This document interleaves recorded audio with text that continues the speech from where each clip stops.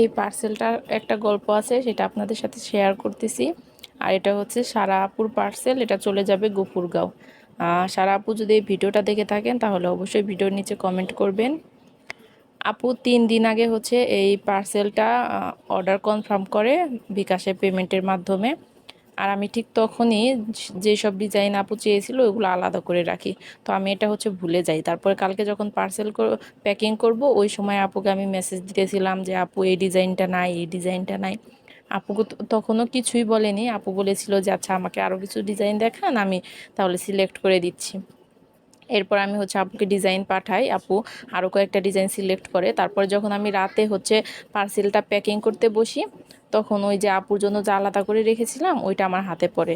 এরপর আমি আপুকে আবারও মেসেজ দিই যে আপু আমি তো আপনার জন্য আলাদা করে রেখেছিলাম, ওই সবগুলা পেয়েছি, তাহলে কি আপনি এগুলোও নেবেন? পরে আপু কিন্তু ওইগুলোও নেয়, আবার পরে যে সিলেক্ট করে